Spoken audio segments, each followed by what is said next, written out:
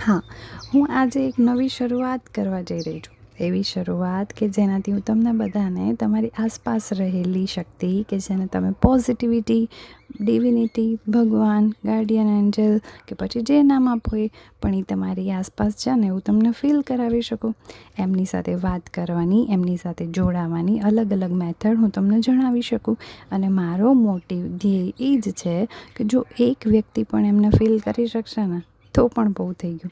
Logical માઇન્ડવાળા લોકો જે કોઈ સાબિતી વગર માનતા નથી ને, એમને હું લોજિક સાથે સમજાવી શકું ને એમને એ ડિવિનિટી સાથે બને એટલા વહેલા જોડાવી શકું.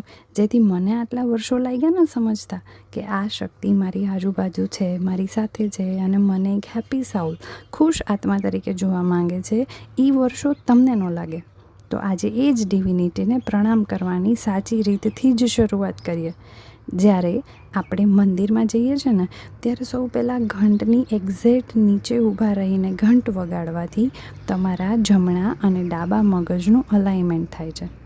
અને એ અવાજના પડઘાથી તમારા મગજના નેગેટિવ વિચારો અને નેગેટિવિટી 7 સેકન્ડ સુધી દૂર થાય છે.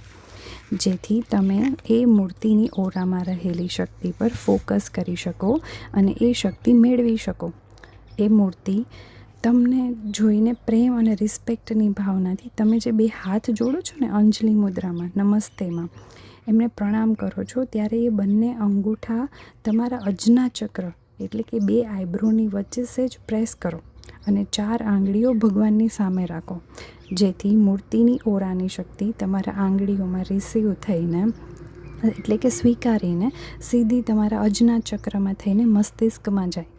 આ અજ્ઞા ચક્ર પાસે એક એવી ગ્લેન્ડ છે જેમાંથી એક રસ ટપકે છે, લોજિકલ માઇન્ડવાળા માટે હોર્મોન, જે આખા શરીરને રેગ્યુલેટ કરે છે. હિમાલયમાં રહેલા કેટલાય સાધુ મહંતો માત્ર આ રસને પીને જ કંઈ ખાધા પીધા વગર જિંદગી જીવી રહ્યા છે. તો આ રીતે દર્શન કરવાથી તમારું એ ચક્ર એક્ટિવેટ થાય છે. પછી આંખો સીધી ખોલતા નહીં અને તમારા હાથ ધીમે ધીમે તમારા હૃદય પાસે વચ્ચે લાવીને તમારા બંને અંગૂઠા તમારા હૃદય પાસે અડે એ રીતે દર્શન કરો.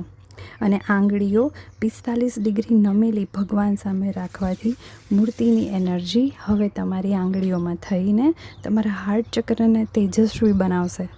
જેથી તમે પ્રેમથી ભરપૂર રહો અને નવા કામ કરી શકો. જો તમે કોઈ મૂર્તિ સામે ન બેઠા હોય ને અને આકાશ નીચે ધ્યાનમાં બેઠા હોય ને તો આંગળીઓ સીધી એકદમ આકાશ તરફ ઝેનિથ બાજુ રાખવી, જેથી તમે એ એનર્જીના ફ્લોને સીધો સ્વીકારી શકો. અને જો આટલા દર્શન કર્યા પછી થોડો સમય હોય ને તો 2 મિનિટ પાથરણો પાથરી પલોઠી વાળીને કે પદ્માસનમાં બેસીને 2 હાથ ગોઠણ પર ખુલ્લા રાખી ભગવાન સામે બેસજો. તો તમારા તમામ ચક્ર એટલે કે આખું શરીર આ એનર્જીના ફ્લોને મેળવી શકશે. આપણા હિન્દુ મંદિરનું બંધારણ એવી રીતનું છે કે જેથી તમે ડાયરેક્ટલી એ ડિવિનિટીના નેટવર્કમાં આવી જાઓ છો. જે મોબાઈલને ટાવર જોઈએ છે ને નેટવર્ક એરિયા માટે, એમ ભગવાન સાથે વાત કરવા, કંઈક માંગવા માટે પણ એમના કવરેજમાં આવવું પડે. પુરાણોમાં લખ્યું છે કે પહેલાંના ઋષિઓ આ જ મંદિરના ઘુમ્મટમાં ધ્યાનમાં બેસીને વાત કરતા અને દરેક મંદિરમાં સામાન્ય માણસ માટેની સૂચનાઓ તામ્રપત્ર પર લખતા, જે દરેક મંદિરમાં સરખી જ હોતી. આટલું પ્રબળ છે આ ઘુમ્મટ.